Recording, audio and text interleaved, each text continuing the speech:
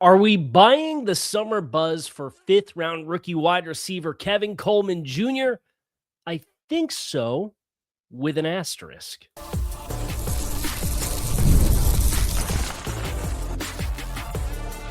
You are Locked On Dolphins, your daily Miami Dolphins podcast, part of the Locked On Podcast Network, your team every day.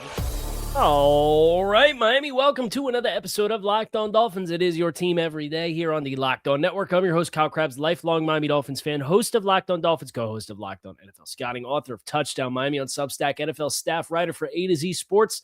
And today on the show, we are exploring the buzz around fifth-round rookie wide receiver, the third rookie receiver that the Dolphins drafted in April, Kevin Coleman Jr., as far as his spot and the pecking order of this wide receiver group in South Florida for the 2026 season. As the wide receiver room currently stands, it is fascinating to think about just how wide open it is on the perimeter. And Kevin Coleman and his role probably would live more inside as like a third receiver for the slot when you play 11 personnel, but you never know, especially when things are as open as they are for the Dolphins with nobody that's really established from a volume passing game perspective. So we've talked a lot in the last couple of weeks about Greg Dulcich and where I think he fits into that calculus. We've talked about Devon Achane and where I think there's a lot more meat on the bone for him.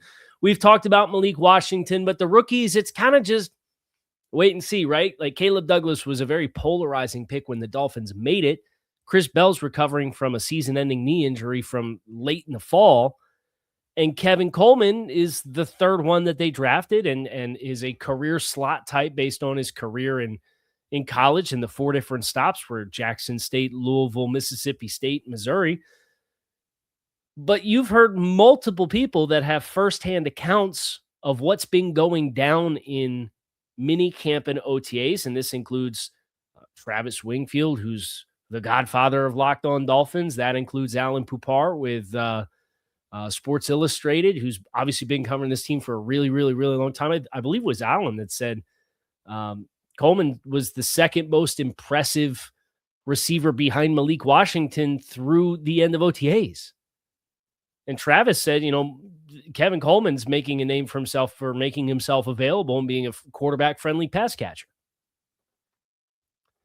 So it's really fascinating that with nobody established and with, I guess Caleb Douglas was banged up and obviously Chris Bell off on the side, the guys who are getting reps, well, these reps now, they matter. That's why it's a big deal. Like I can't sit here and say that it's a big deal that Aaron Brewer and Jordan Brooks are here when they're going through contract negotiations and they're present with their teammates for OTAs, and that it's a big deal that the Dolphins get a week head start because they need all the reps that they can get.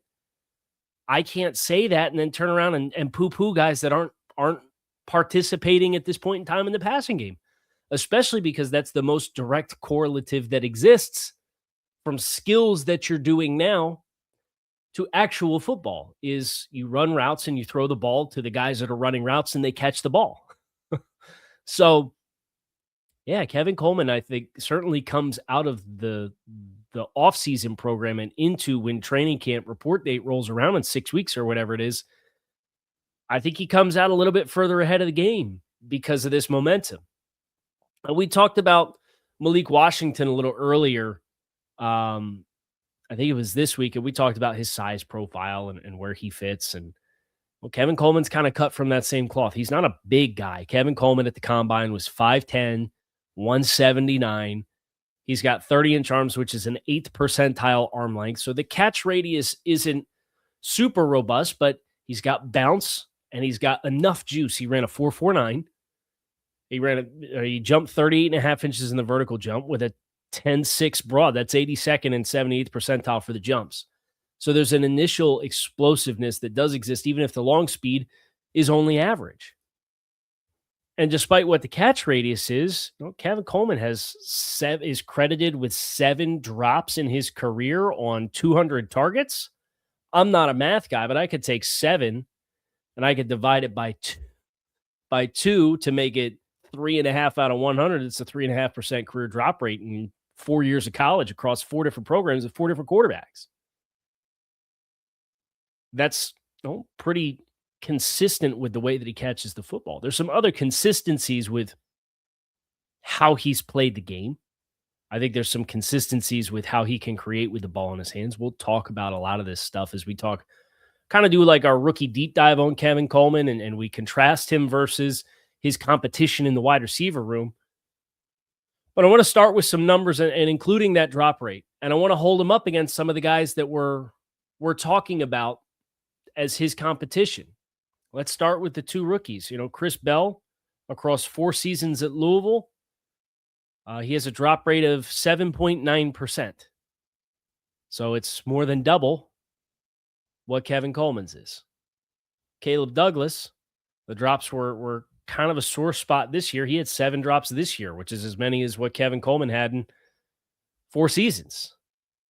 Well, Caleb Douglas's career drop rate on Pro Football Focus grading is 8.2%. So these guys both at about 8% versus Kevin Coleman's at 3.5%. Ironically, the player he probably compares the most closely to, not just from a size profile perspective, but from a catch rate despite his size perspective, Malik Washington in college across 5 years at Northwestern and Virginia, he had a 2.5% drop rate. Malik Washington in the NFL, obviously not a volume receiver, not getting a lot of opportunities to push the ball down the field, but he's got a 4% drop rate through 2 seasons in the NFL. That's going to be a theme as we build this out, and we're going to continue talking about it. But the theme is, from a competition standpoint, who are you competing for with the role, and how does what shakes out at your X receiver and your Z receiver and your slot receiver? Because I think that's if Coleman is going to seize the opportunity, if he's going to be a player that plays a lot of football for you, he's probably, and I don't want to write anybody off for anything, and they're going to have a right to go out there and put it on the field and prove it one way or another. But I would say Kevin Coleman, for a guy who's played 93 career snaps on the perimeter in 4 years in college versus 1,243 snaps in the slot, it's 92%. Probably going to play in the slot at the next level, at least to get started. So what does the pecking order around them look like? We'll talk more about that on the other side of the break. So make sure you guys stick with us. Workplace chaos can show up fast. The problem is that finding the right candidate can take a lot more time than most businesses can really afford. It's where Sponsored Jobs with Indeed comes in. Indeed Sponsored Jobs helps you reach candidates who actually fit what you're looking for based on skills, experience, and location. Finding the right person can make all the difference, whether that's building a business or building a winning team. And of course, for the Dolphins, there's this whole job search going on up and down the roster. They don't use Indeed, but you can spend less time searching, more time actually interviewing candidates who check all of your boxes, less stress, less time, more results. When you need the right person to cut through the chaos, this is a job for Indeed Sponsored Jobs. Listeners of this show will get a $75 sponsored job credit to help you get the premium job status that your job deserves at Indeed.com/podcast. Just go to Indeed.com/podcast right now. Support our show by saying you heard about Indeed on the program. Indeed.com/podcast. Terms and conditions do apply. If you need to hire, this is a job for Indeed Sponsored Jobs.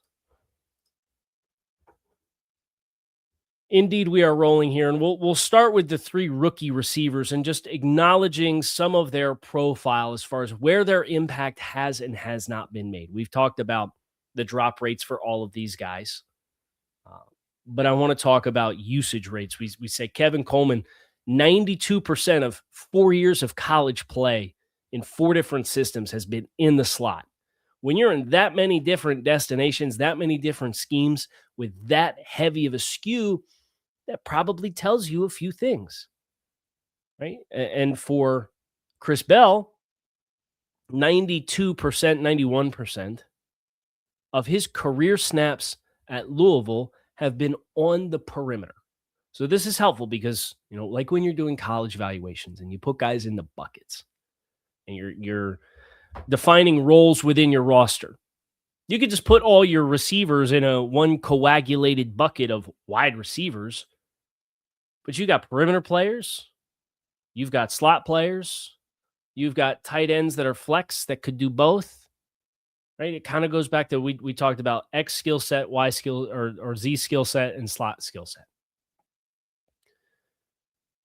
Z receivers run a lot of lift stuff, vertical playing. We've talked about it with it. It's what I think Caleb Douglas will be best at the NFL level. I think Chris Bell is physical enough to deal with press coverage and be an X, but I think his route running is going to need to continue to develop for him to be that.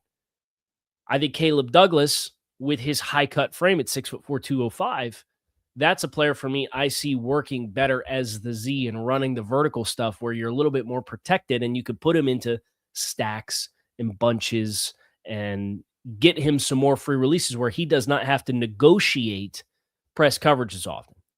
Douglas, from an alignment standpoint, in his 4 years, 2 years at Florida, 2 years at Texas Tech, does have the most gray between slot usage and perimeter usage, although it is 85% on the perimeter, 15% in the slot.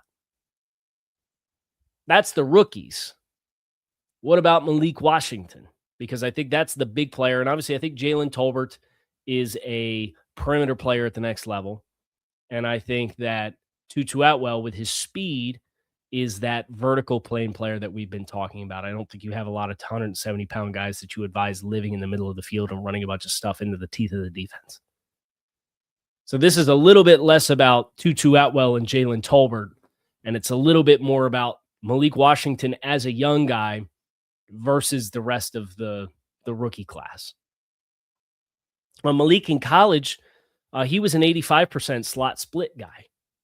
What is interesting, though, is when you take Malik Washington and you look at 2 years in the NFL, it's a darn near 50-50 split down the middle with stuff on the perimeter versus stuff in the slot. Now, that comes with a yards per route run that's under 1 in each of the last 2 seasons. Is some of that the role? Yes. Is some of that living on the outside where I don't know if he was best equipped to play on the outside? Also, yes. Right? So I think that's a question for Malik Washington's profile is what can he give you on the perimeter? Because as a 50-50 split inside-outside guy, he hasn't necessarily been a productive player. Some of that is scheme limitation, but not all of that is scheme limitation. Right? His average depth of target in both of his 2 seasons in Miami is 5.4 yards downfield. I know there's questions, but I don't think 5.4 has to be the ceiling of where he plays. Average depth of target for these players, the last 2 seasons for Kevin Coleman has been very much more of a heavy underneath and yards after catch type role.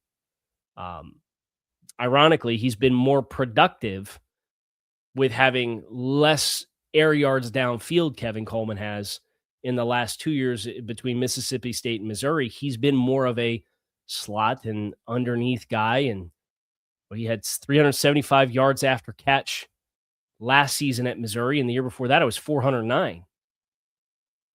Despite his average depth of target being between 8 and 9.5 yards in those 2 seasons. That's a pretty healthy amount. I mean, just this past year, he had 732 yards total receiving. About half of them came after the catch. You contrast that to some of these other guys. Chris Bell had 917 yards this past season at Louisville, and 372 of them came as yards after catch. So it's obviously a lower percentage.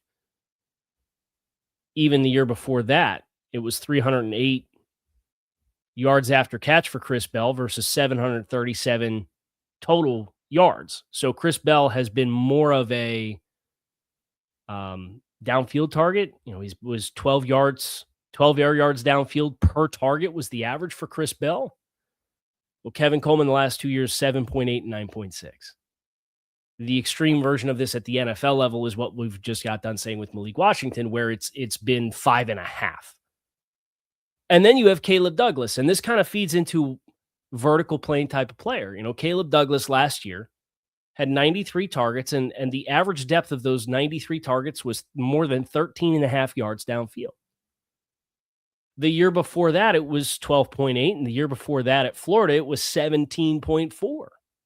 Now, he got 15 targets in Florida for that 17.4, but it was 96 targets in 2024 with an average depth of target downfield of 13 yards. So you could feel the difference in their profiles. And I think when you watch them play and you watch where they win their routes the most consistently, I think you feel that with those guys. So I don't put Kevin Coleman in competition per se with Caleb Douglas because I don't think they're going to be asked very frequently to run the same kinds of routes. I don't think they're very frequently both going to be asked to be, all right, you're going to be the Z receiver and you're going to run the 18 to 20 yard in route for this dagger concept. And we're going to have the tight end run the seam and fly up the middle of the field and try to create that between the second and third level of the defense, that throwing window to run that deep in. I don't think that's where you'll see both Caleb Douglas and Kevin Coleman be asked to thrive. I think that's a Caleb Douglas route. Chris Bell's the big mystery, and I don't think it's a surprise. You hear them talk a little bit more conservatively about Chris Bell, regardless of where he's at in his rehab, because I think he is a player that from a route running perspective will benefit from further development in his game and building out his skill set. And he's not getting that time on task right now because he's rehabbing. So I don't know that he's in direct competition with Kevin Coleman right now either. Now, I do think if you want to be a big football team, like let's say either Caleb Douglas or Tutu Atwell, two very different body types, but let's say one of them ends up being the Z, the guy that runs the goes, the fades, the deep ins, the posts, the deep corner routes, the deep comebacks, all that kind of stuff, right? Like that's the route tree for that role, I think. Let's say it's one of those two guys. If you want to be a bigger group, well, now you've still got Malik Washington, who's 5'8". You've got Kevin Coleman, who's 5'10". You do have Jalen Tolbert. But if Tutu Atwell beats out Caleb Douglas, and if Malik Washington's the guy who, by a lot of accounts, has been the most consistent guy through the spring, if he ends up holding that through to the start of the season,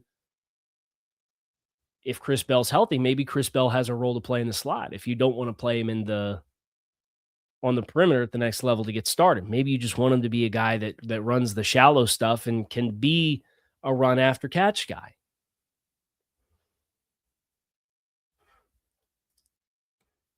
But if you're comfortable with the size that you have on the perimeter, I think that really helps Kevin Coleman's cause. I've got one more stat on Kevin Coleman. We'll contrast him to the rest of these guys in this wide receiver room that we're working with head-to-head in that statistic, and we'll go from there. So make sure you guys stick with us as we keep rolling here on Locked On Dolphins.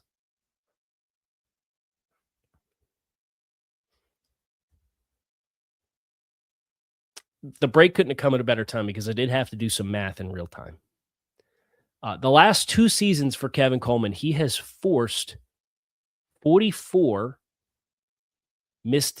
44 missed tackles with the ball in his hands. That's a lot of shiftiness, and that coincides with the underneath role that he's filled the last two seasons between Mississippi State and Missouri, right? This is where the average depth of target is less than 10 yards downfield, which means we're catching the ball more underneath, which means then we're getting our eyes upfield and we're identifying the first driving defender who might be a safety from depth. It might be a linebacker who we're comfortably more agile than, and we're creating missed tackles. 44 missed tackles the last two seasons for Kevin Coleman. Chris Bell, the last two seasons. That number's 19. Excuse me, that number's 20 the last two seasons. For a guy who's a locomotive, Chris Bell, I think, has won more with his open field work by catching the ball. Now, he can run you over, for sure. As a 220-pound guy, he's a very physical player. But for Chris Bell, I think his juice, and we don't know what his 40 time would be, but you see it on tape. You see the way that he runs away from guys in the open field. I think he's much more of a, if you can get him into a timing role where he's catching balls in strides, he can accelerate and run away. Canes fans learned this the hard way last year, right? How many times did he take a ball in stride and accelerate, and he blew pursuit angles? He blew them out of the water. And then you have Caleb Douglas, who has 18 forced missed tackles the last 2 seasons, and is much more of like a high-cut, wiry, really threatening with what he can threaten you with on the vertical plane. But if you can get physical with him, I think that coincides with where my questions are with how he negotiates press coverage is, at least to this point in his career, and these guys are all going to have a chance to rewrite this, or redefine this, I should say. When he has to deal with contact, because he's so high cut, it's just a higher center of gravity with less muscle mass. That's a combination that makes it tougher versus a guy like Kevin, who is built low to the ground, 5'10", 180. And you could contrast that to Malik Washington, who this past year on 46 receptions forced 13 missed tackles this season. The big question here altogether is, will Malik Washington end up seizing an opportunity as a perimeter player? If it's Jalen Tolbert and Caleb Douglas on the outside, I think Malik is now in direct competition with Kevin Coleman for opportunities, and I think that will maybe make it longer for Coleman to see the field. But if Malik Washington becomes one of your 2, if you're in base, if you're in 12 personnel,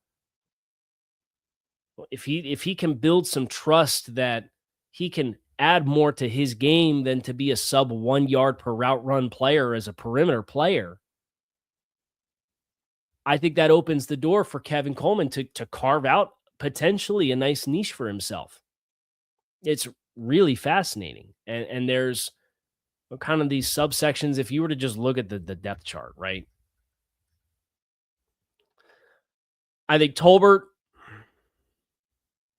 Chris Bell, the bigger physical guys. I think your vertical players are, and Theo Weiss would go in this group as well, I think. Your vertical playing guys are Tutu Atwell, Caleb Douglas, Jalen Reagor, Taj Washington, maybe. Although Taj Washington probably fits with Malik Washington, Kevin Coleman as the slot type guys. Terrace Marshall probably goes with the group of Tolbert, Bell, Terrace Marshall, Theo Weiss. Right, so you have like these subsects of this wide open group that anybody that can start to cross over into somebody else's bucket, now you're going to take playing time. Whether that's Tutu being a slot and vertical guy, whether that's Malik being able to be a slot and an outside guy in any phase, whether that's Chris Bell being an inside-outside guy when he comes back. That's what's going to separate this group. And I think if you see Malik be the guy that does it, then I think Kevin Coleman does have an opportunity to be the guy that gets a little rowdy and gets a little ruckus and makes some noise. And both him and Malik are the guys that stand out for having the advantage of they've been out here. You know, they got the summer reps. They got the targets. They got the timing. Right? There's a lot of ball game left. There's a lot that needs to be written. But it's hard not to look at it and acknowledge that, you know, the sweat equity now is going to show up when it's time to hit the ground running and you're in an open competition for playing time in July and August. So I'm kind of buying. I'm buying because I think Malik Washington will have enough chemistry because I think he's smart enough. I think he's athletic enough that I kind of want to buy on Malik Washington to be enough, although I would not be surprised if his yards per route run and his production profile looks dramatically different if you're an 11 personnel and he ends up being a guy that's either in motion or in the slot versus just he's the X receiver, he's up on the line of scrimmage, he's got to run routes. I think that player is to be determined who that player will be. That's going to do it for us here on this episode of Locked On Dolphins. It is your team every day. Appreciate you all, as always, for checking out the show. Make it a great rest of your Friday. Make it a great weekend. I'll be back to talk to you all again soon. Pins up.